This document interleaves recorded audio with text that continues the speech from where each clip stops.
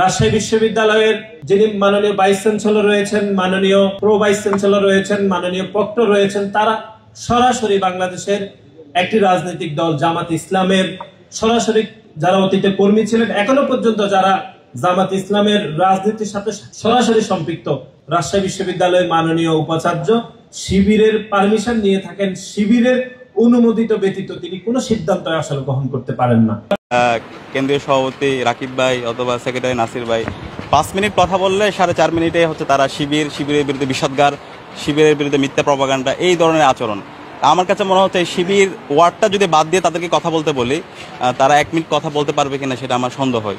আসসালামু আলাইকুম রহমতুল্লাহ। সুপ্রিয় দর্শক, ছাত্র দলের সেক্রেটারি নাসির উদ্দিন নাসির আজকেও একটা প্রোগ্রামে জামাত এবং শিবিরের বিরুদ্ধে কথা বলেছে। আপনাদের বলেছি না যে তারা যে কোনো প্রোগ্রামে গেলে তাদের নিজের কোনো বক্তব্য থাকে না, তারা জামাত আর শিবিরের কথা দিয়ে তাদের বক্তব্য শুরু করে।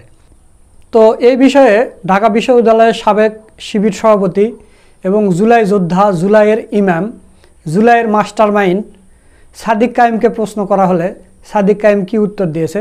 তিনি বলেছেন যে ঢাকা বিশ্ববিদ্যালয়ের যতগুলো শিক্ষার্থী আছে সবাই আমাদের ভাই, তাদেরকে আমরা বুকে আগলে রাখবো। এরপর ছাত্রদল সেক্রেটারির বিষয়ে তিনি বলেছেন যে শিবির শব্দটা বাদ দিলে তারা 1 মিনিট বক্তব্য দিতে পারবে না। আমি আবার রিপিট করতেছি, ছাত্রদল সেক্রেটারি নাসির উদ্দিন নাসিরের উদ্দেশ্যে সাদিক কায়েম ভাই বলেছে যে তারা শিবির শব্দ বাদ দিয়ে তারা 1 মিনিট বক্তব্য দিতে পারবে না। আমার কাছে মনে হচ্ছে শিবির ওয়ার্ডটা যদি বাদ দিয়ে তাদেরকে কথা বলতে বলি, তারা 1 মিনিট কথা বলতে পারবে কিনা সেটা আমার সন্দেহ হয়। এই কথাটা আমার কাছে খুবই ভালো লাগছে। তো প্রিয় দর্শক, আজকের ভিডিওতে আপনাদের সবগুলো তথ্য প্রমাণ সহ দেখে দেব। এবং ছাত্রদলের নেতাকর্মীরা সবসময় বলে না যে গুপ্ত সংগঠন, আসলে গুপ্ত সংগঠন শিবির নয়, গুপ্ত সংগঠন হচ্ছে ছাত্রদল। সেটা নাসির উদ্দিন নাসির সে নিজের মুখে বলেছে, সেটাও আজকের ভিডিওর মাধ্যমে আপনাদের প্রমাণ করে দেখে দেব, ভিডিও দেখে দেব। তো দর্শক, সর্বপ্রথম আমরা দেখব কয়েকটা নিউজ থেকে যে তারা যে কোনো বক্তব্য দিতে গেলে জামাত শিবিরের বিরুদ্ধে কথা বলে। তো চলুন সেই বক্তব্যের ভিডিওগুলো দেখে আসি।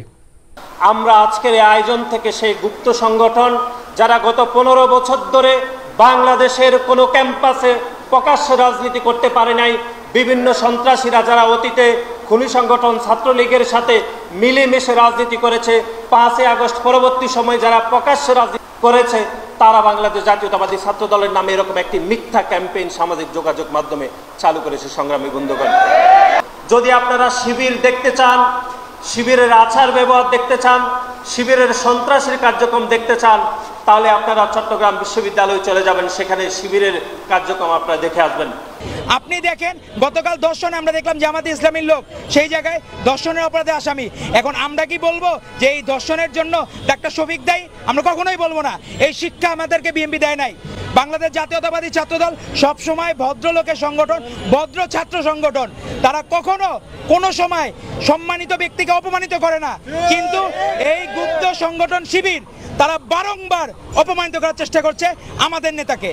যখন 7 জানুয়ারি ডামি নির্বাচন হয়েছিল, সেই ডামি নির্বাচনে 95% মানুষ ভোট কেন্দ্রে যায় নাই। কারটাকে সারা দিয়ে? এই ভারপ্রাপ্ত চেয়ারম্যান জনাব তারেক রহমানটাকে সারা দিয়ে। তখন এই ডাক্তার শফিকরা কইছিল, এই মাসুদরা কইছিল। আপনারা দেখলাম বিচারের দাবি করছেন, আপনারা সোহাগের হত্যাকাণ্ডের সেন দাঁড়িপাল্লার পক্ষে ভোট চাচ্ছেন। আপনারা কি আসলে বিচার চান না ভোট চান? কোনটা চান? বাংলাদেশের মানুষের কাছে আপনাদের সেই দ্বিচারিতা আর বাংলাদেশের মানুষ আর দেখতে চায় না। যতদিন বেঁচে থাকবো ততদিন এই রাজাঘরের বাচ্চাদের ইতিহাস আমরা স্মরণ করে এই জুলাই আগস্ট গণঅভ্যুত্থানে এই গুপ্ত সংগঠন ইসলামী ছাত্র শিবিরের 1-2 জন শুধুমাত্র সমন্বয়ক হিসেবে ভূমিকা পালন ব্যতীত রাজপথে তাদের কোনো ডকুমেন্টস নেই, রাজপথে তারা কোনো ভূমিকা পালন করেনি।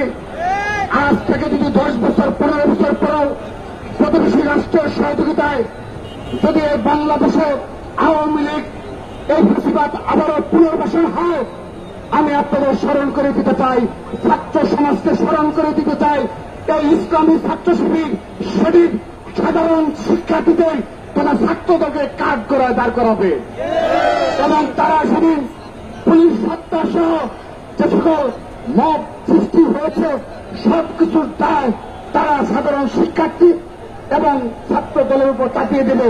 তারা কোনো দায়ভার বহন করবে না। তারা সেদিন বলবে তাদের কোনো আন্দোলন সংগ্রামে কোনো ফুটেজকে তাদের কোনো নেতাকর্মী এই আন্দোলনে অংশগ্রহণ করেনি।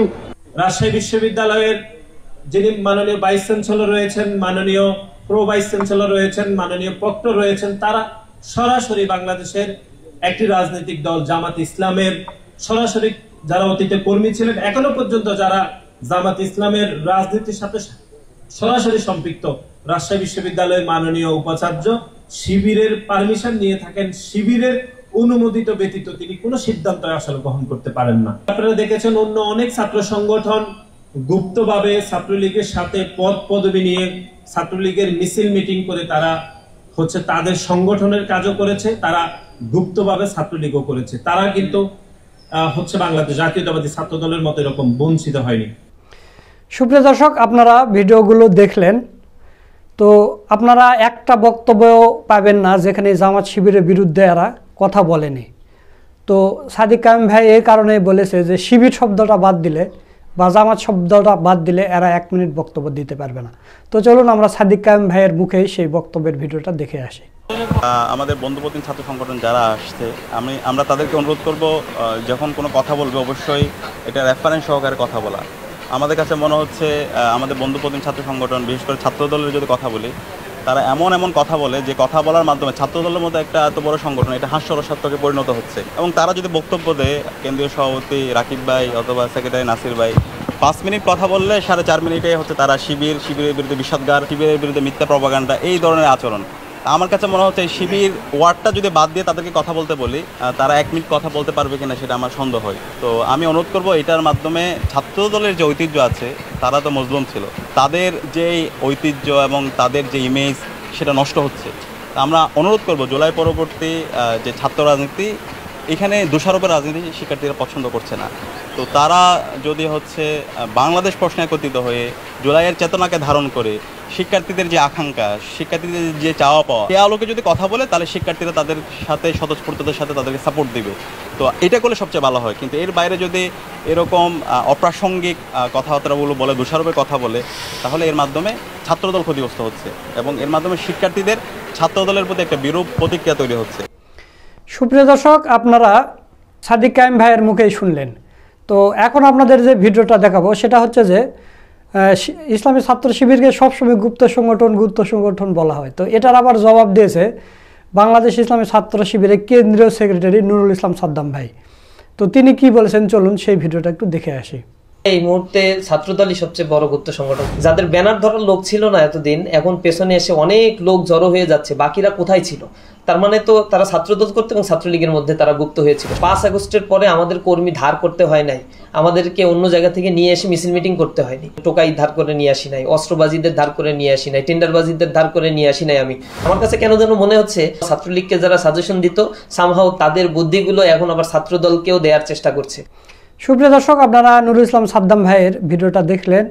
তো ছাত্র দলই যে আসল গুপ্ত সংগঠন সেটা কিন্তু নাসির উদ্দিন নাসির তার নিজের মুখে স্বীকার করছে। তো চলুন আমরা নাসিরের মুখেই শুনে আসি। গত 17 বছর ধরে বাংলাদেশে শুধু ঢাকা বিশ্ববিদ্যালয় কোনো ক্যাম্পাসগুলোতে বাংলাদেশ জাতীয়তাবাদী ছাত্র দলের কোনো নেতাকর্মী প্রকাশ্যে অবস্থান করতে পারেনি। গত 17 বছর ধরে বাংলাদেশে শুধু ঢাকা বিশ্ববিদ্যালয় কোনো ক্যাম্পাসগুলোতে বাংলাদেশ জাতীয়তাবাদী ছাত্র দলের কোনো নেতাকর্মী প্রকাশ্যে অবস্থান করতে পারেনি। সুপ্রিয় দর্শক, আপনারা নাসিরের মুখে শুনলেন যে তারা গত 15 বছর ধরে প্রকাশ্যে রাজনীতি করতে পারেনি। তো তাহলে শিবিরও প্রকাশ্যে রাজনীতি করতে পারেনি। তো তাহলে শিবিরকে কেন গুপ্ত সংগঠন বলা হয়? গুপ্ত সংগঠন তো তারাও নিজেরা, মানে কি বলবো এদের সম্পর্কে। এরা গত 15 বছর ধরে কোনো কমিটি দিতে পারেনি, কেন্দ্রীয় কমিটি দিতে পারেনি, কিন্তু ইসলামী ছাত্র শিবিরের কমিটি টুমিটি সবই হয়েছে। আপনারা দেখেছেন যে সাদিক কায়েম ঢাকা বিশ্ববিদ্যালয়ের শিবির সভাপতি ছিল, এরপর তো এখন তো এস এম ফরহাদ হয়েছে। তো শিবির সভাপতি কখন ছিল? ওই হাসিনার আমলে ছিল। শিবির কিন্তু দিয়েছে, তারপরে এরা গুপ্ত সংগঠন বলে। আরেকটা বিষয় যেটা পরিচয় গোপনের কথা বলা হচ্ছে, এই আন্দোলনে যারা ছিল, সেটা নাহিদ, আসিফ, মাহফুজ থেকে শুরু করে যারা ছিল সবাই আমাদের পরিচয় জানতো। 17 সাল থেকে আমি যে শিবির করি সেই সবাই জানতো, এবং শিবিরের আমি ঢাকা বিশ্ববিদ্যালয়ে 24 সালে সভাপতি, সেটা জেনে তারা আমার কাছে আসছে। 5 জন্য আমাকে প্রথমে মাহফুজ, নাহিদ, আসিফেরা ফোন দিচ্ছে কি করা যায়। আমরা যেভাবে ডিরেকশন দিয়েছি এবং সেই কোঅর্ডিনেশনের মাধ্যমে কাজগুলো হয়েছে। শিবির জামাত কখনো গুপ্ত সংগঠন নয়। গুপ্ত সংগঠন হয়েছে ছাত্র দলের ভিতর কিছু লোক ঢুকেছিল তাদের তথ্য নেওয়ার জন্য, তাদের ভিতরে ঢুকে তাদেরকে ধ্বংস করে দিয়েছে। তো দর্শক, ভিডিও শেষ করার আগে আপনাদের দুইটা নিউজ দিতে চাই। সেটা হলো, ভিডিওর শুরুতে আপনারা দেখলেন যে রাউজানে বিএনপির গতকালকে যে দুই পক্ষের সংঘর্ষ হয়েছে, সেখানে পুলিশেরা সেই সংঘর্ষতে বাধা দেওয়ার কারণে, মানে এদেরকে ছত্রভঙ্গ করার কারণে পুলিশের উপরে কিন্তু বাঁশ তারা নিক্ষেপ করেছে এবং কাঠ নিক্ষেপ করেছে, আপনারা দেখলেন। আর আরেকটা নিউজ হলো যে দোকান ভাড়া নিয়ে বিএনপির কার্যালয় দেওয়া হয়েছে, সেই দোকানের মালিক গিয়ে দোকানের ভাড়া চাইছে, এই কারণে তাকে পিটিয়ে হত্যা করেছে বিএনপির নেতাকর্মীরা। আপনারা স্ক্রিনে দেখতে পাচ্ছেন।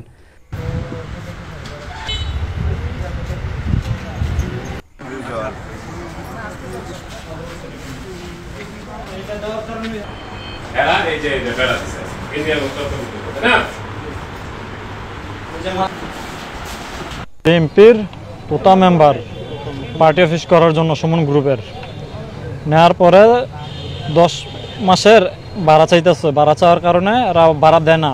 ভাড়া মানে আমাদের চাষা ওরা দিচ্ছে, আমাদেরটা রয়েছে, আমাদের ভাড়া খুঁজতে গেলে কয়দিম মানে এর মাঝে তোতা মেম্বারের 2 ছেলে, একজন হচ্ছে খোকন আর একজন হচ্ছে রাসেল, আর হচ্ছে তোতা মেম্বারের বাতিজা অর্থাৎ বেনু হাজি প্রধানের ছেলে, এর মধ্যে হচ্ছে জাহাঙ্গীর আলম আর হচ্ছে সাদ্দাম, আরো হয়তো এদের ছেলে পেলে ছিল, মানে এরা সবাই মিলে মারছে।